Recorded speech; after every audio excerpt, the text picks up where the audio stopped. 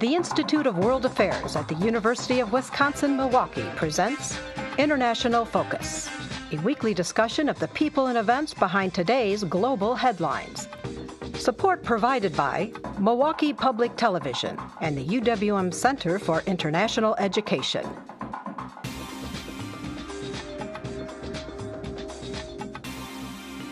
Now here's your host, Doug Savage. Welcome to International Focus and a special backgrounder edition we're calling Why Mali Matters. As fighting in that African nation continues, my colleague Rob Ricigliano and I would like to take you behind the headlines to explore the roots of the conflict. As the French intervention and the recent hostage crisis in Algeria illustrate, the impact of the situation in Mali is being felt far beyond its borders. We'll also be joined by phone for an update from Washington by Vivian Derryck, President and CEO of the Bridges Institute, a non-government organization that focuses on strengthening African governance and leadership. Well, Rob, welcome to that side of the desk. Yeah, thank you, Doug. Well, I'd like to start with just talking a little bit about what Timbuktu, one of the principal cities of Mali, has become in sort of Western parlance. It really is a metaphor for a distant and remote and almost unreachable place. And in fact, in 1824, the Paris-based Société de Géographie offered a 10,000 franc prize for any non-Muslim who could get there and come back to tell the tale. So, within the region, what has Mali and Timbuktu really meant historically? It's a good place to start because I think we see the headlines now for many people. Maybe this is the first they've heard of Mali. Yet, if you look at this huge swath of North Africa, and especially West Africa, Mali historically, for centuries, has been a very central part of the region. And there was the Empire of Mali going back to like the 11th century. You have Mali and Timbuktu and the Sahel, that part of the desert that is in sort of northeastern Mali, as being central to the trade routes, especially the gold trade. Timbuktu, as you mentioned, being one of the centers for Islamic culture and learning. So there's rich history that intertwines and winds through this part of Africa, and that all has some bearings on the current conflict there. Well, let's take a look at just issue of scale here. For viewers in Wisconsin, Mali is about 7.3 times the size of Wisconsin. So how does that impact what we're talking about? So the scale means some very different things. So if you look at that sort of, Mali kind of comes down to a little bit of a bottleneck there into kind of the eastern part up into the northeast. So from the southern part of Mali, you have the Niger Basin, very rich, fairly populous, and then as you proceed to the east and to the north, you get into the Sahel, which is part of the Sahara Desert, and a very, very different climate. And the ways of life that you could imagine, if you're in a very sparse, arid desert climate, is very different than if you're in a plush environment where water is plentiful and there's different kind of farming and a different kind of subsistence. People organize themselves differently. Cities look different, and you have very different problems around urbanization and so on. So Mali, we have Mali in red in that map there, but the situation on the ground is very, very different. It's very diverse, and which again plays into the current or the historic conflict there, because those that live in the north, the Tuareg and other ethnic groups that live in the north, are in a marginalized environment to begin with. I mean, it's naturally marginalized. It's a naturally a much more difficult existence, and that plays into the relationship between those that lived in the north and the east and those that lived in the south, because not just of sort of economic marginalization, but political and cultural marginalization, which feeds into this whole desire for those that live there to be independent or autonomous, and the various rebellions that have gone on over time. So we can talk a little bit further, perhaps later, about sort of the historical drivers of this conflict. But what people are probably most familiar with is the current conflict. And let's take a look at sort of the parties to that. I mean, basically, more or less, we've got four main pillars: the civilian government, the Malian military, the Tuareg groups, and Islamist groups that have been and have not been at times aligned with the Tuareg. So let's talk a little bit in turn about each of them, starting with the civilian government. Sure. On the civilian side, Mali became independent from French colonial rule, and then its brief alliance with Senegal in 1960. There was one ruler who was governed Mali for most of the time between 68 and 91. There was some instability in elections that brought in various governments. The current, in the more recent history, if we fast forward to the recent past, Mali was held up as an example of a flourishing, prosperous, or up-and-coming democracy in Africa, one of the few that really people pointed to as an example. And despite the fact that it is economically a very poor country. It's one of the 25 poorest countries in the world. Right, so it's struggling with all the problems you have in other parts of Africa, but seem to be doing it relatively well. So then if we go forward a little bit more, you have the conflict in Libya, which is to the north of Mali. And there were many formerly Tuareg rebels who fought in the army of Gaddafi. When Gaddafi falls in October of 2011, a lot of those Tuareg fighters come back to Mali, but now have a huge cache of modern weapons. Begins to turn, the rebellion from the Tuareg against the Malian government begins to flare up. They inflict defeats on the Malian army. The then Malian President Touareg negotiates or wants to negotiate with the Tuareg. Military sees the President Touareg as being too soft. There's a coup that happens in March of 2012. So the military takes over. Eventually, President Touareg takes over, is the interim president and is currently the head of state.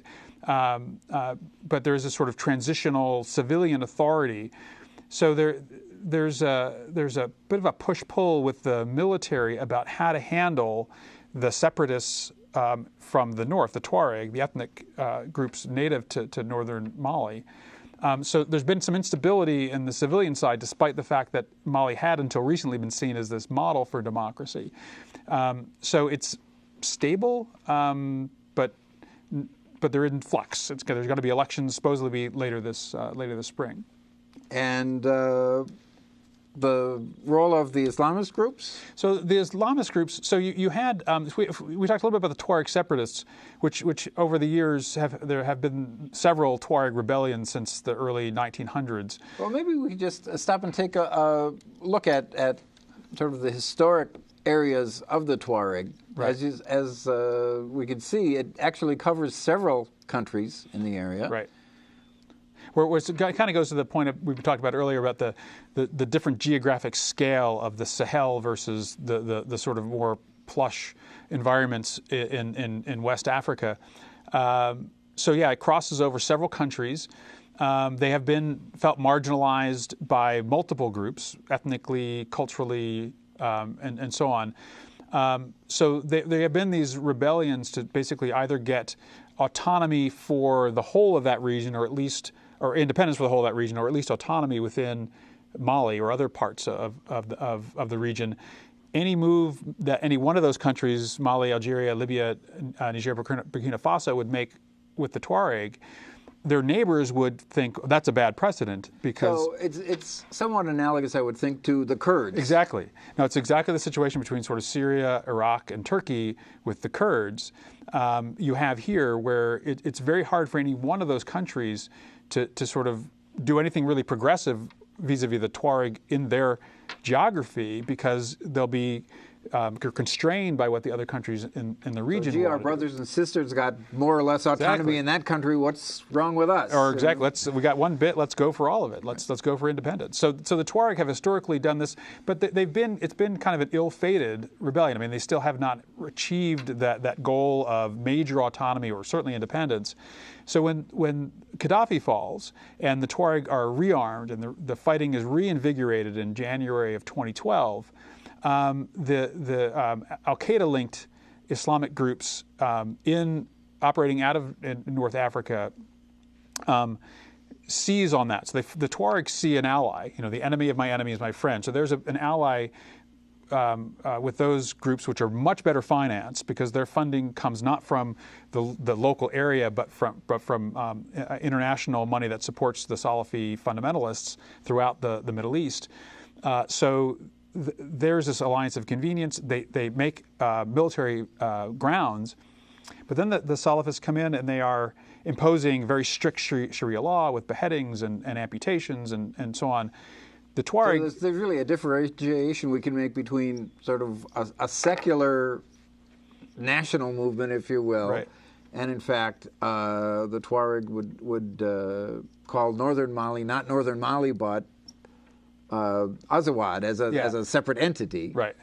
Right. So there's that move, which is a sort of nationalist cultural, really a belief in independence, versus the Al-Qaeda-linked groups, which have agendas around spreading Islamic rule and so on, or extremists throughout not just the Sahel but even into Western Africa.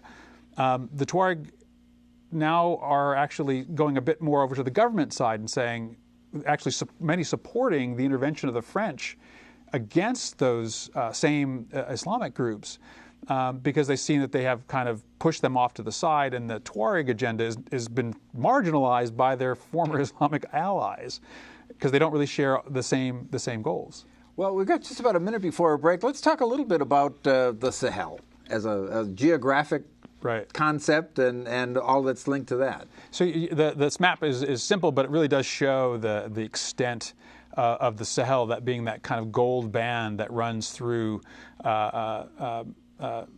Central and West Africa, and it's one where life it's traditionally always been difficult. The culture that builds in those environments is very different than obviously the ones on the coasts and on the Mediterranean and down into to the Atlantic coast. And geographically, it's sort of a transition zone. Right? Oh yeah, between the more desert and much lusher to the south. There are lots of sort of microclimates and ecological zones within that gold band and on either side of it, and again, in recent years, with the extreme drought that's happening, with the extreme weather that's happened with climate change, it's exacerbated the sort of economic marginalization, the difficulty of everyday life. For those populations living in the Sahel, which if many of those states that the Sahel touches were strong, well-resourced, administratively efficient states, they probably could deal with those extreme conditions or the hardship that they imposed. But again, if you look at a lot of those countries that the Sahel touches, Sudan, Chad, Niger, at least northern Mali, also you have a story of difficult places where governments are not strong, states are not strong, not well-resourced, and not administratively efficient. Well, we're going to take a short break and come back with our guest. So stay tuned. We'll be back with more on Internet. The Institute of World Affairs presents our community with a range of public programs relating to global issues, U.S. foreign policy, and the world economy. For more information about the Institute of World Affairs, call 414-229-3220 or visit our website at www.iwa.uwm.edu.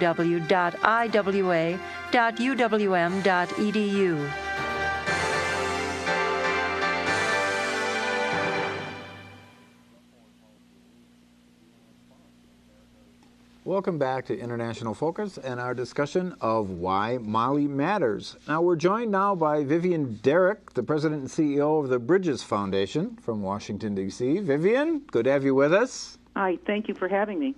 Well, Vivian, I wonder if you could tell us what the situation right now on the ground is. I mean, we read about, sort of seems to be an increasing French military involvement, some of the other nations that are providing support.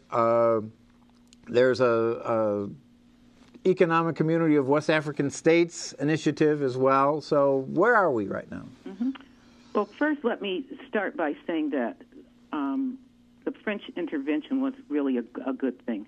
It was good because of the timing that Al-Qaeda and other forces, Al-Qaeda in the Maghreb and other forces, were really accelerating their advance on Bamako. So it was important to stop that. And secondly, the intervention would really prevent the Islamists from turning local populations into their supporters, and that would have been that would have really entrenched the Islamists in a bad way.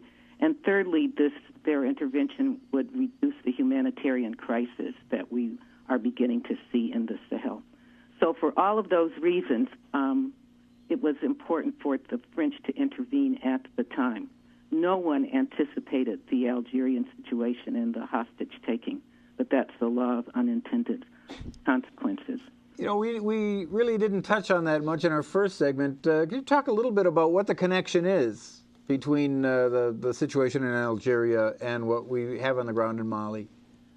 Well, when you think about Mali, you mentioned a lot of stakeholders, the government, the military, the Tuareg, the Islamists, but they're also the neighbors. And Algeria is a close neighbor that has had its own problems with jihadist and interventions. And so the situation in Mali really gave those in Algeria an opportunity to express their anger. And so that just kind of escalated this from a Mali-specific situation to a broader problem of North Africa.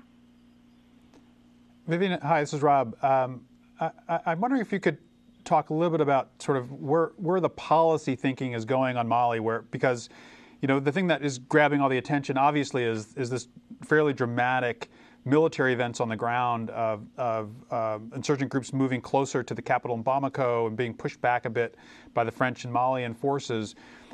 But it's not like the status quo they'd be returning to is necessarily peaceful and stable. So how do you deal with the short-term imperative, or how do you think about dealing with that short-term imperative on the military side with the long-term drivers that are much broader, that are security, but also politics and economics and culture? Mm-hmm.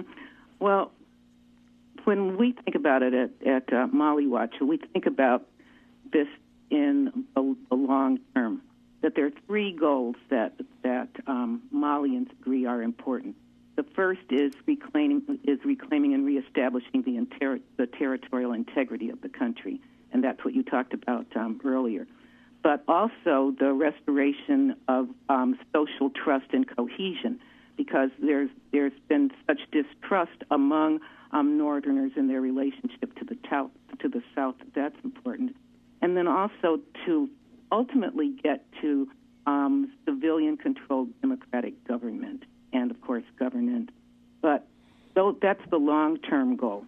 So then when you start to think about the situation now, you have a government that really came into power by a coup, which means, of course, the United States cannot give the kind of aid it would like. Now you've got a very weak president and Captain Sanogo, who is really one of the key drivers of what's happening in Mali. So what one hopes is that there can be some gains in terms of recapturing major cities in the north. Indeed, we heard today that it's anticipated that there will be the retaking of Timbuktu and other countries, other cities fairly soon. But in the meantime, one still has to think about civilian and what's happening to the civilian population in all of this. So, Vivian, we were talking earlier about how Mali was considered a success story in the region. So what were the factors that allowed it to be successful to the extent that it was before this conflict? Well, way back in the Clinton administration, the then President Alpha Connery was talking to President Clinton about democracy. And Connery said that you can't have democracy if people can't read. So Mali has invested a lot in terms of education, health, social development, and they also had an army that was really well integrated into the society. So all of that helped, plus, major investments from donors in helping to strengthen Mali's civil society and reinforce their willingness to move in democratic ways. So could you talk a little bit about some of the other neighbors and what this conflict means, and is there an upside to the extent that it'll provide an opportunity for cooperation?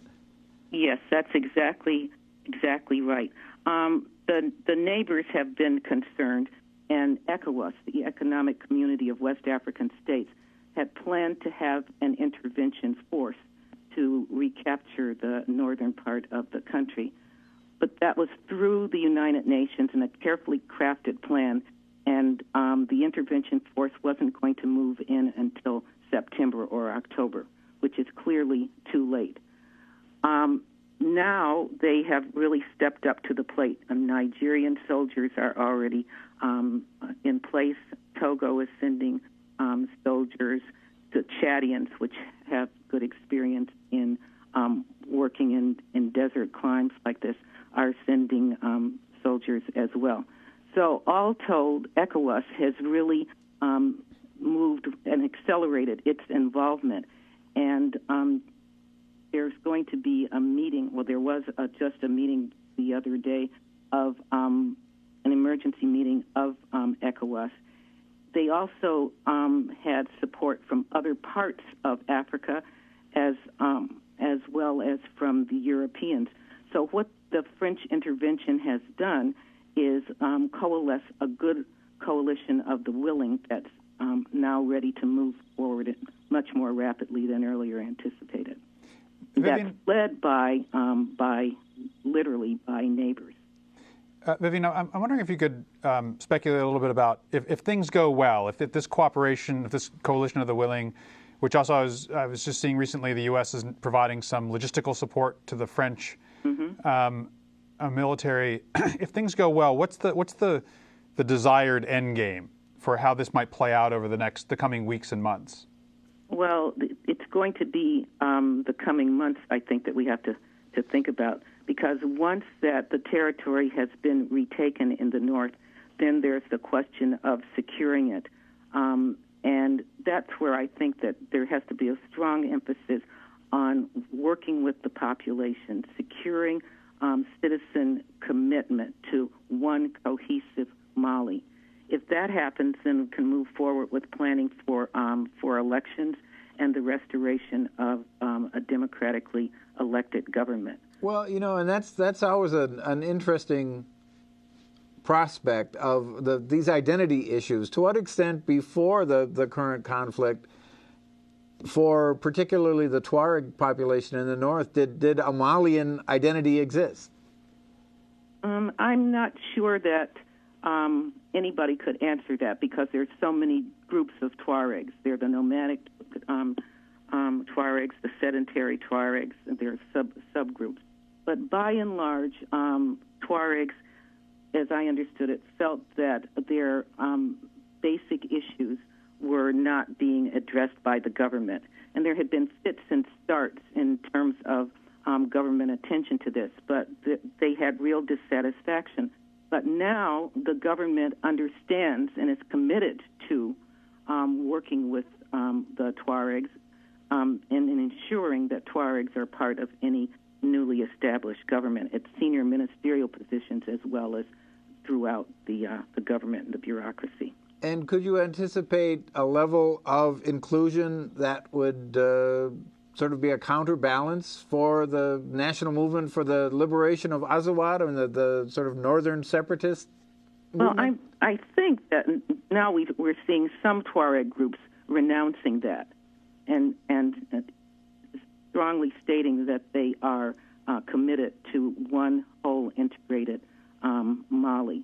So I would anticipate that with strong civil society interventions by using the radio and other media to really focus on citizen participation and giving very concrete information to citizens about what's happening in the country, that the Tuaregs eventually can be integrated into and to have the same feeling of patriotism and nationalism that you see among Malians in the South. Well, very good. Vivian Derryck, President and CEO of the Bridges Foundation, thank you very much for joining us. I thank you, and thank you for the emphasis on Mali. Thanks, Vivian. Rob, thanks for joining me on that side of the table. To our viewers, we'll look forward to seeing you next time on International Focus.